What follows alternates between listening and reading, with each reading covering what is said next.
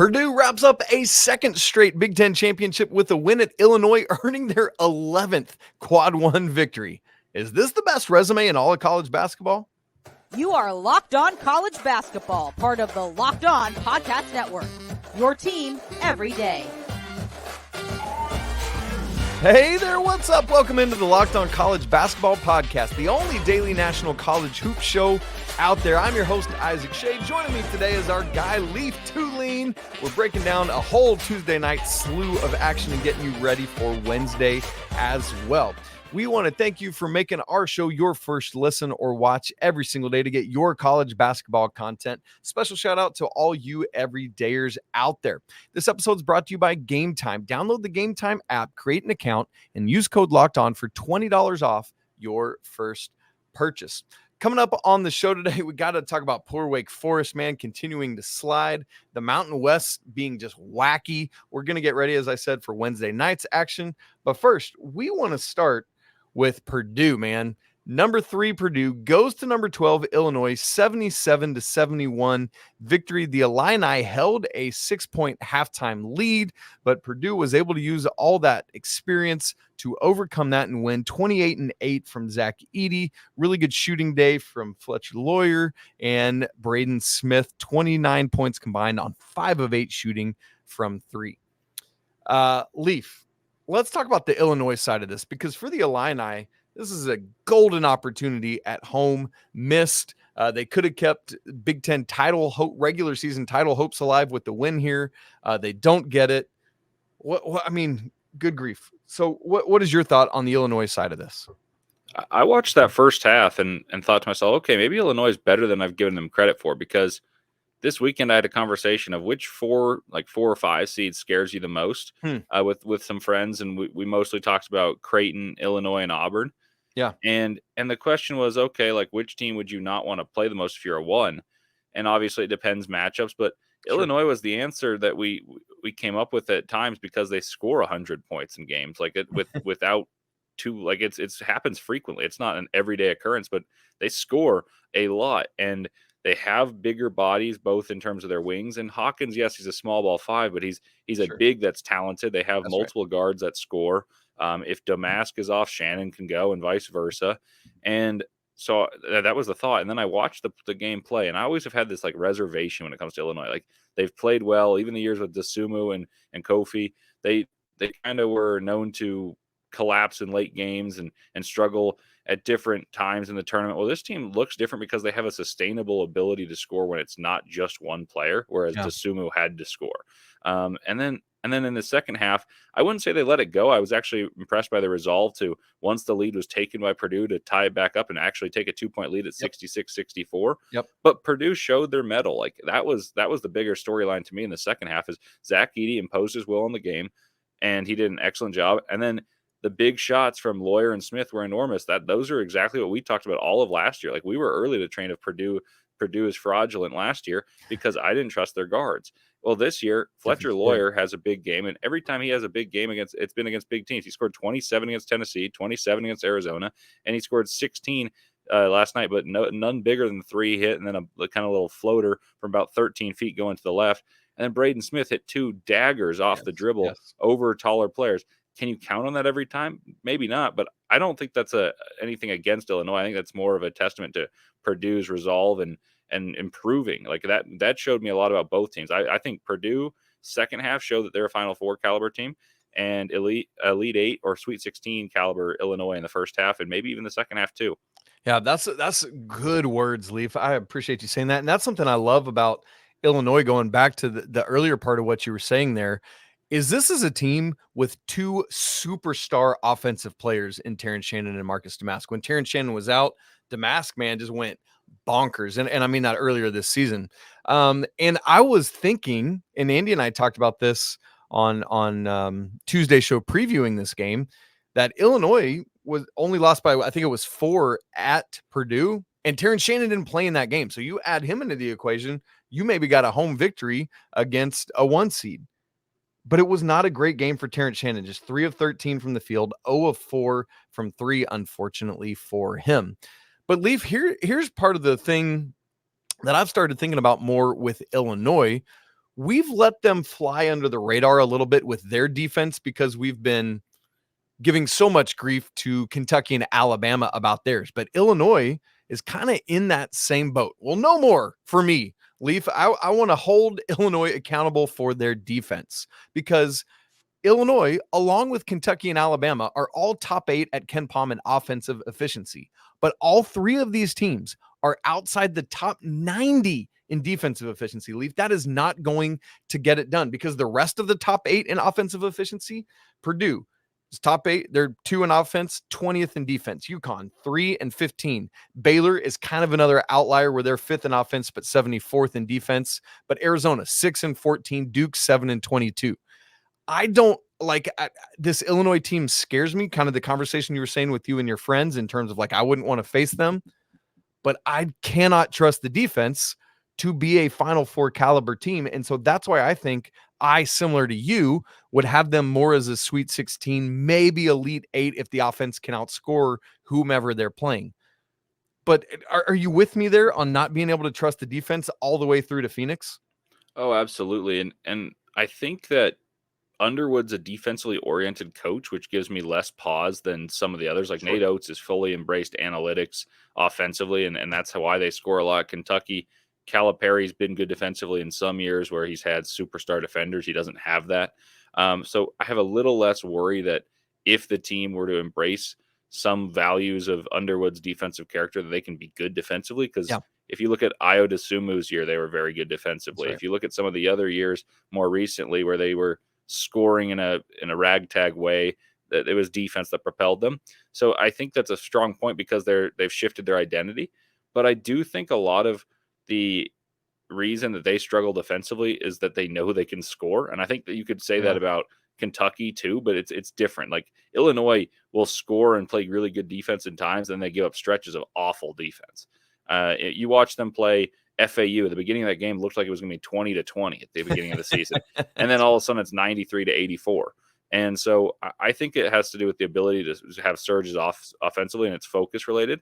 I'm not sure I trust Illinois any more than I would trust a team like Auburn, who offensively has numbers that back it up, but eye test tells me they're not very good offensively, but defensively they're excellent. And same with Creighton. Creighton has 3 really good players, and when they're on offensively, they're awesome, but when they're off, then oh boy. So, I mean, I think that it's kind of the run of the muck 4 seed right here, but it's a team that I wouldn't want to play because of the proclivity to have those spurts. And in March, it's about danger. Like the team that I've been telling you about for a while has been Florida. That's right. And it's Florida can score a ton, and they're terrible defensively, but I'd rather not face them if I'm a 1 seed. I mean, they're not going to be an 8 anymore, but the logic still applies. I'd rather avoid them because of that ability to have those spurts than someone who's more steady and their KenPom numbers are more balanced. Yeah, we're going to have to talk about what Florida did to Alabama here coming up in just a second. That's a good word. But Leif, let's switch to the Purdue side of this because Purdue now has a nation's best 11 quad 1 wins, trailed just by Houston and UConn, who both have 10. But Purdue, 17-3 combined in quads 1 and 2.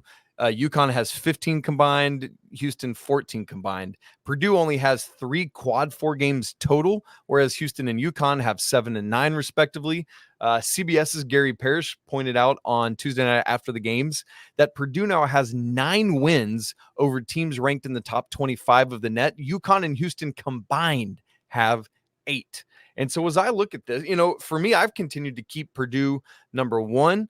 But it's the kind of thing I understand, and I will not quibble with anyone that makes an argument for Houston, Purdue, or UConn as number 1. In fact, I think in this week's poll, Andy and I each picked somebody different as our number 1 team, if I'm remembering correctly.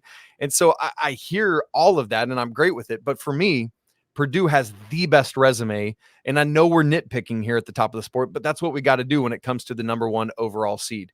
Leif, to you, when you look at it from a resume standpoint, taking out, like how dominant you think a team is or other things like that, from a resume standpoint, who does Purdue have the best to you?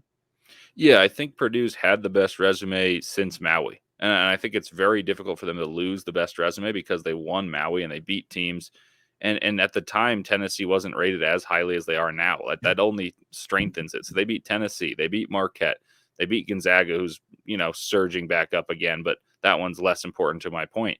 but you beat some of the top 10 teams in college basketball, and you did so at a neutral site. That's better than anything that any other team's going to put together, unless they're to win like a road top 10 game, which has happened, but it's infrequent. So Purdue's also just done that when they beat Illinois. I know Illinois is ranked 12th, but the same point. So I think Purdue's had the best resume and was always going to have the best resume since Maui.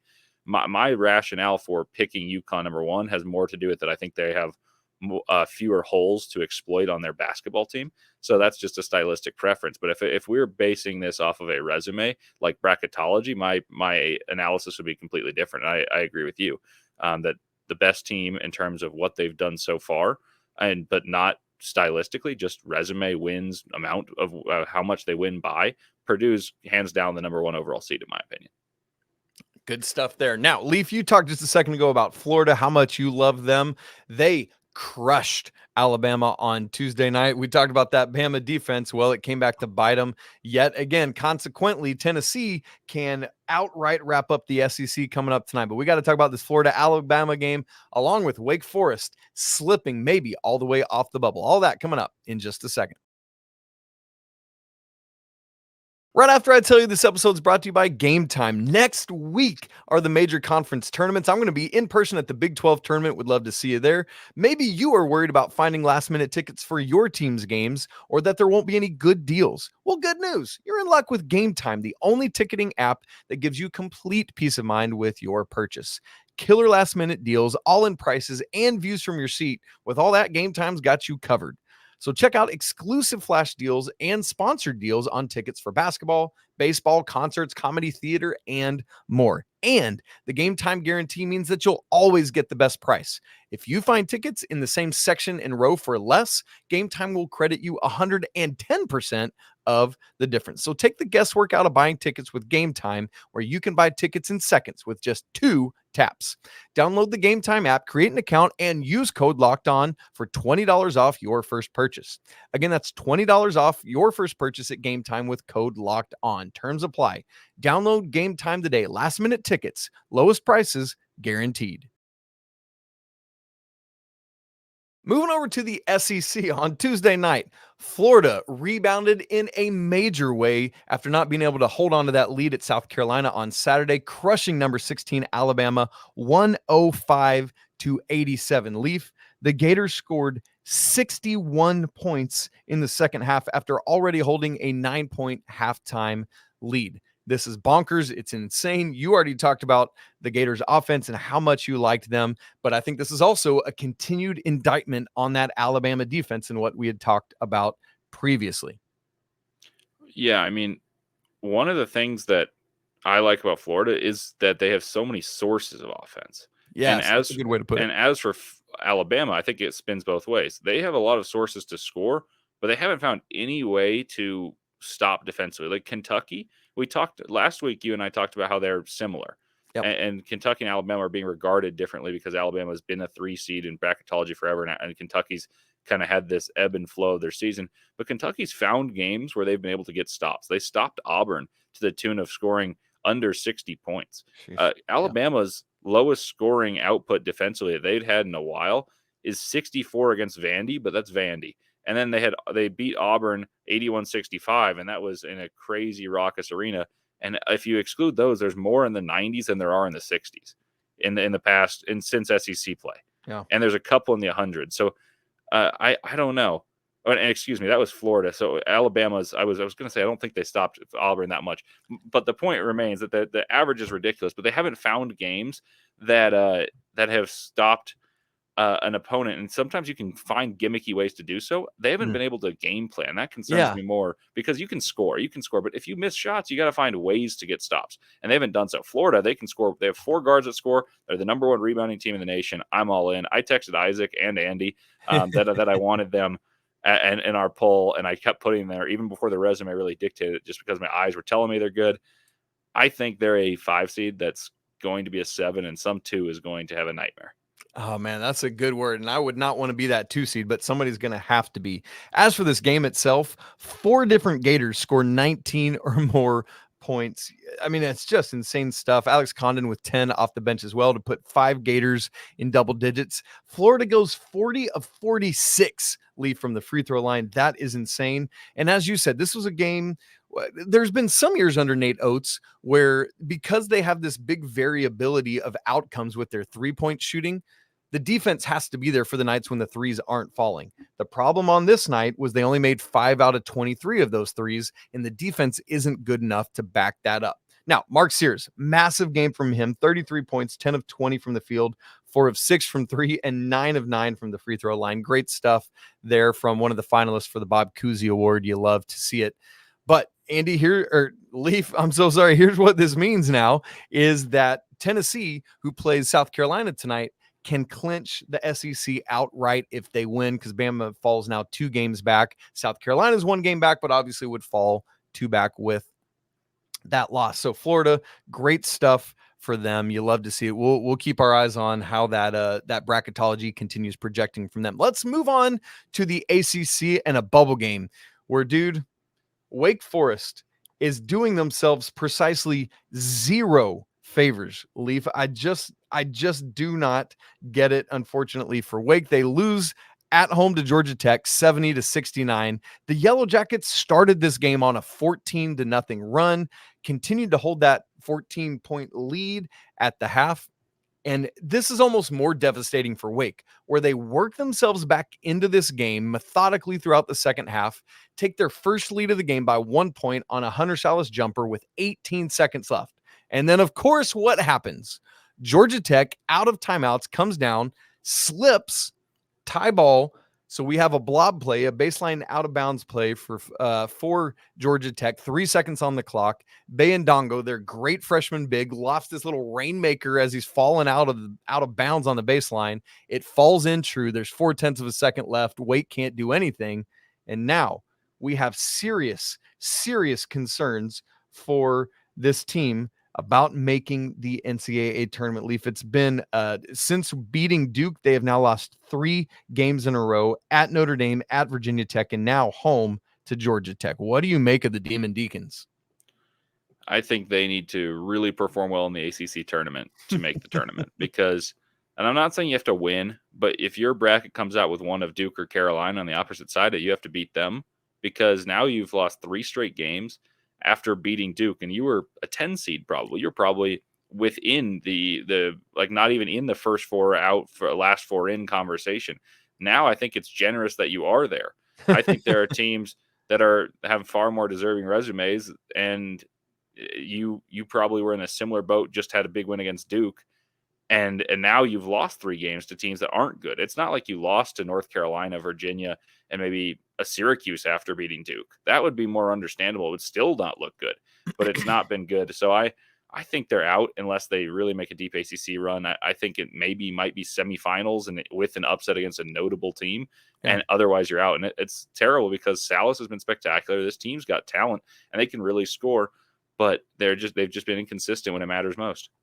Yeah, it's really, really disappointing. They do get Clemson at home to wrap up the regular season on Saturday. Obviously, that would help, as Clemson is an NCAA tournament team, but there is work left to be done for certain. We will see what happens with how many teams even the ACC will get to the NCAA tournament. Leif, one other thing before we get to previewing Wednesday's action is that the Mountain West just continues to be absolutely insane with what's happening in their conference. There were 3 games on Tuesday night, but 2 of them in particular that I want to note. Number 21, San Diego State goes on the road to UNLV, loses 62-58. For UNLV, they have now won 5 in a row and 10 of 11. Leif, Nevada, on the other hand, goes to Boise State, wins there 76-66. So here's what that now means for the Mountain West Conference standings. Utah State, who's in action tonight, holds a half game lead at 12-4. But behind them, based on all that action, Nevada, UNLV, and Boise are all tied at 12-5. San Diego State falls a game back of them at 11-6. For a long time, the narrative has been now six Mountain West teams into the NCAA tournament. We might legitimately be looking at a moment where we're going to see 7 Mountain West teams in the NCAA tournament. Leif, is that a reality? We'll talk about that right after I tell you about today's sponsor, eBay Motors. Passion, drive, and patience. What brings home the winning trophy is also what keeps your ride or die alive. eBay Motors has everything you need to maintain your vehicle and level it up to peak performance. From superchargers to roof racks, exhaust kits to LED headlights, and more. Whether you're into speed, power, or style, eBay Motors has got you covered. With over 122 million parts for your number one ride or die, you'll always find exactly what you're looking for. And with eBay Guaranteed Fit, your part is guaranteed to fit your ride every time or your money back. Because with eBay Motors, you're burning rubber, not cash. With all the parts you need at the prices you want, it's easy to turn your car into the MVP and bring home that win. So keep your ride or die alive at ebaymotors.com. Eligible items only, exclusions apply. eBay Guaranteed Fit only available to U.S. customers. Leif, I just posed this question to you. I'm curious to hear what you think. Are we at a point now where we're looking at the possibility of 7 Mountain West teams making the field of 68? It would seem difficult when you just phrase it that way, but I was thinking about this yesterday before we even knew we were recording together, and I pulled up my phone. I took a screenshot of this, so this is just me being a nerd, but I've got the Mountain West standings that I was scrolling through, and I was at the gym yesterday. I was bored after I'd worked out, and I was like, I'm going to check this out. So, as it stands, Utah State, Nevada, Boise State, UNLV, and San Diego State all have 11 or more wins in conference play. They all came into conference play with winning records, most of them by a lot of games, and all of whom, except for UNLV, have over 20 wins. Then you add Colorado State and New Mexico, who each have 21 wins. And you'd think, okay, those are really good metrics to get in. Then the cynical side of this would be, okay, that's the Mountain West. So who have they played? Well, a lot of these teams, the ones that have fewer wins, actually have better wins. Like Colorado State beat Creighton. UNLV also beat Creighton. So some of these teams that are not doing as well, like we talked about our concern about Colorado State falling towards the bubble because they've been struggling in Mountain West play. Well, being 9-8 in the Mountain West is less of an indictment this year because there's so many good teams. There are 3 teams at the bottom that are pretty bad: Fresno State, Air Force, and San Jose State. Wyoming's just in between, and they're not going to make the tournament. The way that they get 7, though, and I know this is a convoluted way of answering it, but I think this is the best way to phrase it, is if a team like Southern Florida doesn't make it, because right now they hold an at-large bid according to projections, that opens up a spot. There's a few other teams like that. So maybe Indiana State doesn't win their conference and Drake does, and Indiana State doesn't get an at-large. Or maybe they win their conference and then maybe it's Florida Atlantic wins the American and you get Drake winning the Missouri Valley. And now those 2 teams that have been projected here along with those other 2, that opens up 2 spots. And I think one of those could go to the Mountain West. So instead of bid thieves, we've got like bid removers. Yes. I think that's a better way for the Mountain West to get 7 than just expecting them to get 7, because UNLV only has 19 wins. They've been fairly inconsistent. They've just been red hot of late.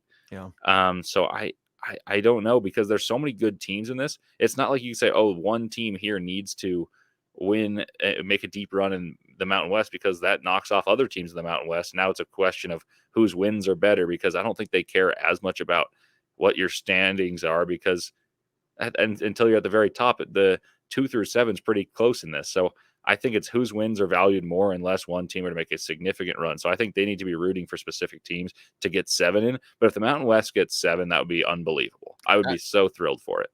It would be a wild thing to behold.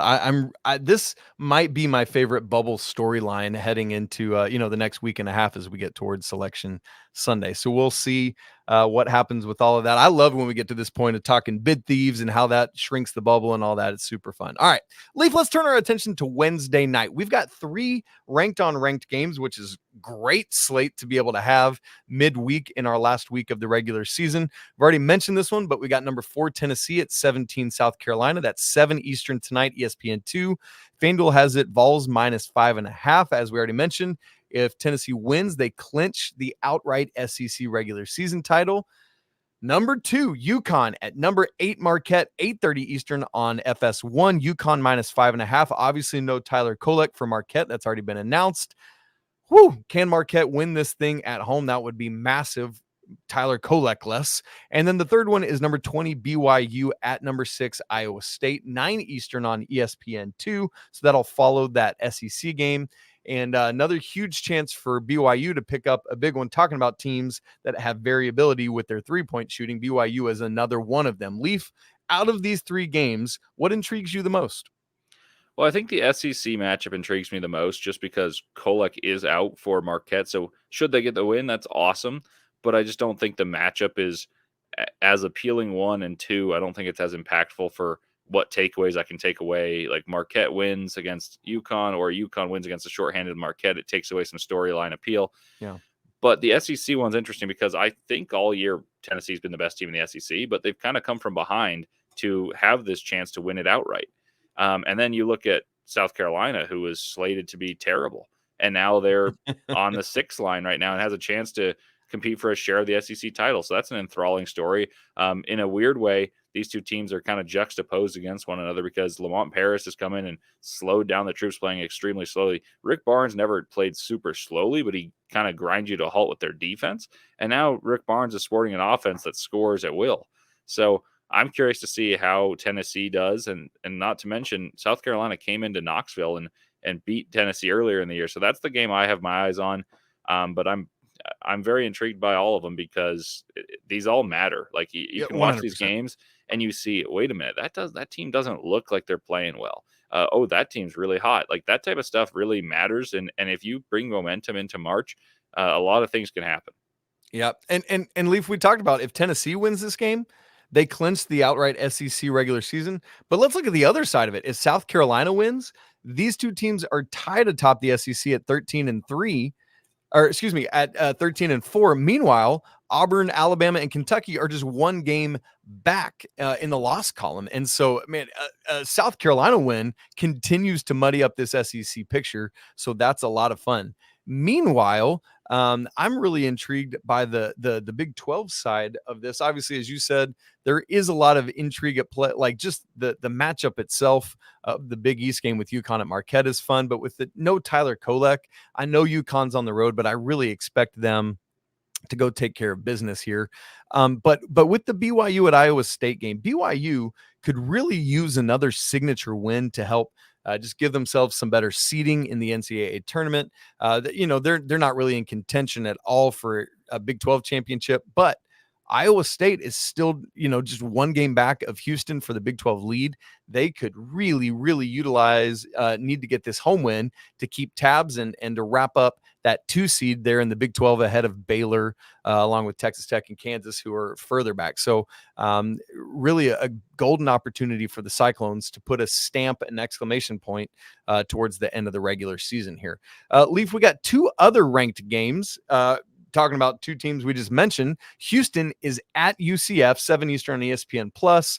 Look, I know that shouldn't be a thing, but UCF has had wins against other top level opponents this season. Because look, if Houston goes on the road and loses and Iowa State wins at home, we're tied atop the Big 12 standings.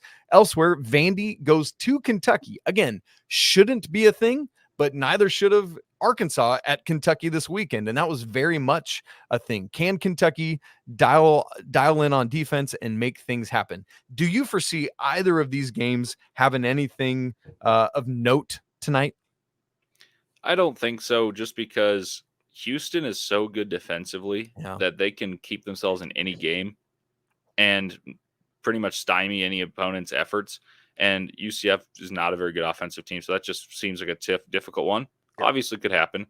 As for Vandy, I just think they have no float in their boat left. Like they're trying to push through and finish the season, but they just don't play basketball at the same vigor that you see some of these other teams play basketball with. And so I think Kentucky's going to get a kind of coasting Vanderbilt team. And speaking of teams that offensively, I just want to put the note in. Alabama has not held an opponent under 60 points since February 3rd. So, within 60 points. So they've been giving up 90s far more frequently than 60, obviously 70 and 80 in there. But Kentucky's in that same boat. I was looking at it while we were at this break. Kentucky's defense is steadily improving. Yes, they gave up 100 plus to Arkansas. Terrible. I'm not saying they're good, but I think they're far better off defensively than Alabama. And I think this is a chance to show that against a Vanderbilt team that doesn't have the firepower. That's exactly right. While Kentucky has allowed, I think I'm not looking at it right now, but I think it was 89 or more in their last 3 games. I think of those 3 teams we talked about earlier that are woeful in defensive efficiency, Illinois, Kentucky, and Bama, as you said, Kentucky is the team that can do it. They've just got to decide that they're going to consistently. And so this is a big opportunity to do that at home before they travel to Knoxville on Saturday. That is in Knoxville. Yes, that wraps up the regular season in Knoxville. I was trying to remember who was the home team in that one. And man, for Tennessee, we've talked about their closing gauntlet a lot, and they can move to 3-0 in this closing 4-game gauntlet, which would be insane. And then make the Kentucky game on Saturday just a game for seeding and bragging rights, which would be crazy. Let me just mention 4 quick bubble games on the way out of here. Tonight, Villanova at Seton Hall, 6:30 Eastern on FS1. Xavier at Butler, 7:30 Eastern on CBS Sports Network. Northwestern at Michigan State, 7 Eastern on Big Ten Network. And Mississippi State at Texas A&M, 9 Eastern on ESPNU. Obviously, there are others with bubble ramifications, but these are just 4 that stand out to me. So, folks, going to be a great Wednesday night of college basketball. We're getting ever closer to knowing who the teams in the field are. We're really starting to crank up some of the conference tournament stuff later in this week with some of the mid-major conferences. Thanks so much for joining Leif and I on today's show. If you're not part of the Locked On College Basketball Discord community, come join us. We would love to have you there. If you haven't subscribed yet to the show on video and audio, please do that. Smash the like button so we know that you are here. As always, apologies to the lawyer family. Go Wildcats, and until tomorrow, peace.